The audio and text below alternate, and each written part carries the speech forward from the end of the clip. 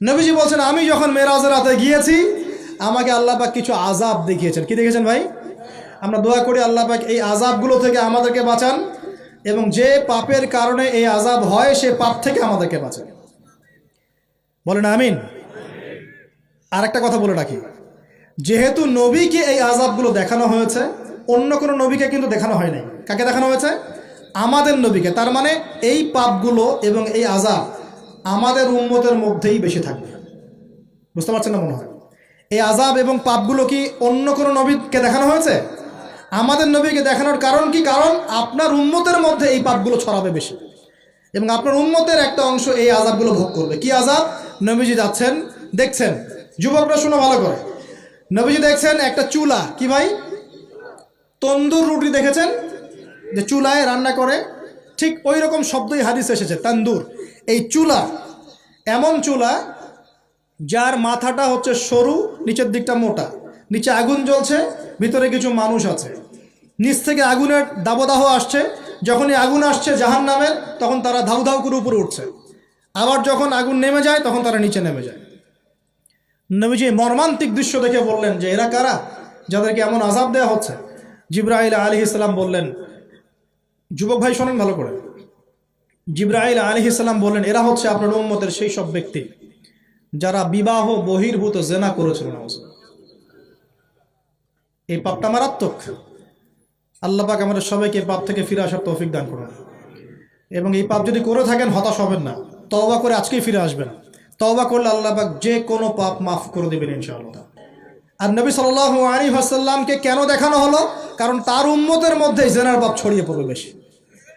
কিসের মধ্যে? চুলার মধ্যে শাস্তি দেওয়া হচ্ছে, চুলায় শাস্তি দেওয়া হচ্ছে। নবীজি বলছেন তাদের ভিতর থেকে এত দুর্গন্ধ বের হচ্ছিল যেন মনে হচ্ছিল যে কোনো পাবলিক টয়লেটের পাশ দিয়ে আমরা যাচ্ছিলাম। প্রিয় ভাই, আল্লাহর ওয়াস্তে জেনার ধার কাছেও যায় না। আল্লাহ পাক বলেছেন ওয়ালা তাকরাবু জিনা, জেনার কাছেও যেও না।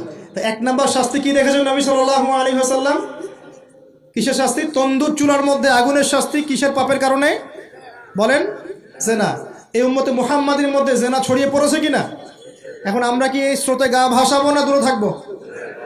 আমরা হালাল উপার্জনের সোর্স তৈরি করব, করে হালাল বিয়ে করবো ইনশাআল্লাহ। হালাল উপার্জনের মাধ্যম তৈরি করবেন, করে বিয়ে করবেন ইনশাআল্লাহ। বিয়ের আগে কোনো পীড়িত নাই, সব পীড়িত বিয়ের পরে ইনশাআল্লাহ পারা যাবে ইনশাআল্লাহ। আর সব আগে ভাগে খেয়ে শেষ করে ফেললে পরে খাবেন কি? তাই না বিষয়টা? আচ্ছা, এবার সামনে যাই। নবী সাল্লাল্লাহু আলাইহি ওয়াসাল্লাম সামনে গেলেন, গিয়ে দেখলেন, এবার দেখলেন কিছু মানুষ বসে আছে, সামনে আছে টাটকা তরতাজা গোশত, একদম ধোঁয়া উঠতেছে, একদম মনে করেন ওই কালা ভুনার মতো।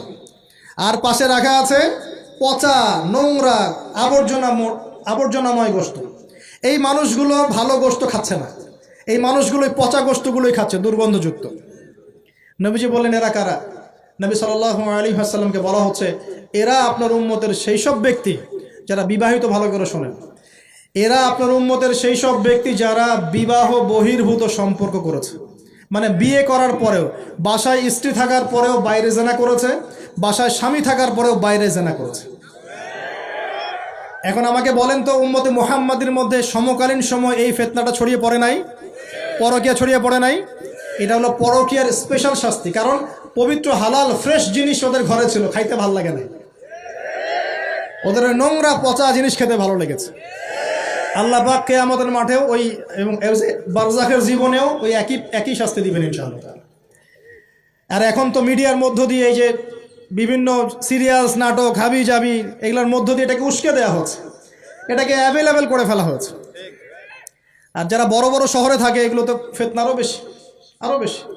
আল্লাহ পাক আমাদের মা বোনদেরকে বোঝার তৌফিক দান করুন, আর আমাদের ভাইদেরকেও বোঝার তৌফিক দান করুন। আমাদের সবাইকে আল্লাহ পাক পরকীয়ার মতো নোংরা পাপ থেকে হেফাজত করুন, বিবাহ বহির্ভূত সম্পর্ক থেকে হেফাজত করুন। আরও সামনে যান, নবীজি দেখলেন এবার একটা রক্তের নদী। কিসের নদী ভাই? প্রশ্ন করব কেন রক্তের নদী? উত্তর দিতে হবে। ওই রক্তের নদীতে আল্লাহ পাক কিছু মানুষকে রেখেছেন, ফেরেশতারা পাথর দিয়ে তাদের মাথা ফাটিয়ে দিচ্ছে, পাথর ছিটকে অন্য জায়গায় চলে যাচ্ছে, পাথর নিয়ে আসার মুহূর্তের মধ্যেই মাথা আবার জোড়া লেগে যাচ্ছে, আবার পাথর দিয়ে মাথা ফাটিয়ে দেওয়া হচ্ছে, আবার পাথর ছিটকে চলে যাচ্ছে।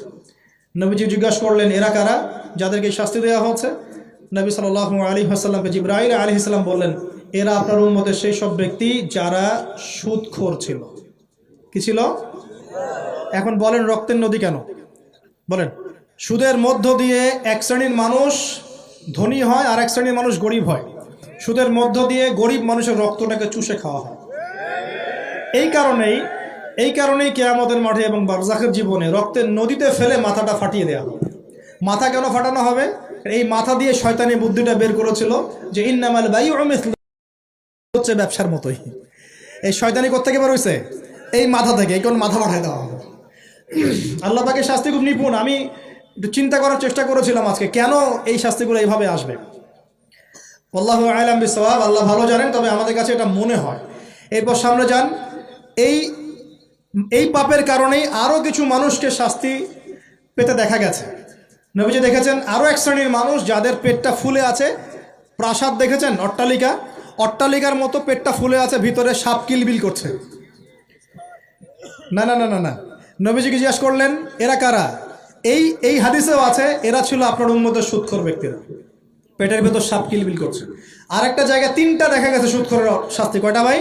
তিনটা। একটা দেখলাম রক্তের নদীতে মাথা ফাটানো, একটা হচ্ছে পেটের মধ্যে সাপ কিলবিল করছে, আরেকটা হচ্ছে দেখলেন কিছু মানুষ পানিতে হামাগুড়ি দিচ্ছে এবং পাথর খাচ্ছে। কি খাচ্ছে ভাই? পাথর। এবং এই পাথরটা ভিতরে যাচ্ছে, গিয়ে পিছনের রাস্তা দিয়ে বের হয়ে যাচ্ছে। নবীজি বলেন এরা কারা? একই উত্তর দিলেন জিবরাইল আলাইহিস সালাম, এরা হচ্ছে আপনার উম্মতের সুদখোর ব্যক্তিরা। সুদের এই তিনটা শাস্তি স্পেশাল দেখা গেছে। কেন আল্লাহ ভালো জানেন, আমরা সব ব্যাখ্যা করতে পারবো না।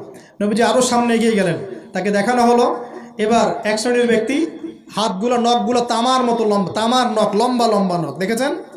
কোনো মুভির মধ্যে দেখা গেছে, ছবির মধ্যে তামার লম্বা লম্বা। হ্যাঁ, তো এই নখগুলো দিয়ে তারা চোখ এবং গাল আঁচড়াচ্ছে, কোনো ক্ষেত্রে বুক আঁচড়াচ্ছে এবং ওই গোশতগুলো খাচ্ছে। নবী জিজ্ঞাসা করলেন এরা কারা? নবীজিকে বলা হচ্ছে এরা আপনার উম্মতের সেই সব ব্যক্তি যারা বেশি বেশি গীবত করত এবং অন্যের নামে মিথ্যা অপবাদ ছড়াতো।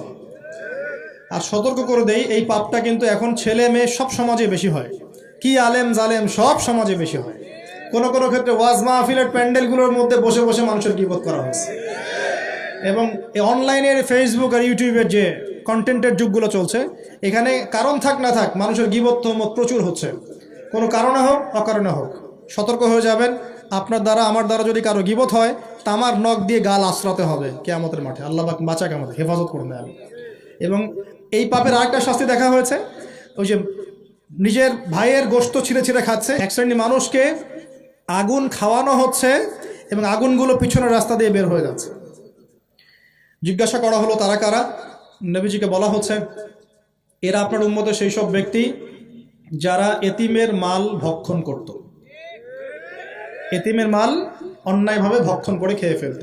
আছে কি নাই সমাজের মধ্যে?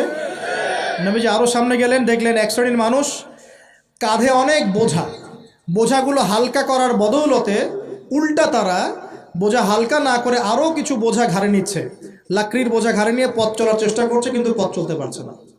নবীজি বলেন এরা তো অদ্ভুত, এরা তো চাইলে বোঝা হালকা করে চলতে পারত, বোঝা আরও নিয়ে চলছে কেন?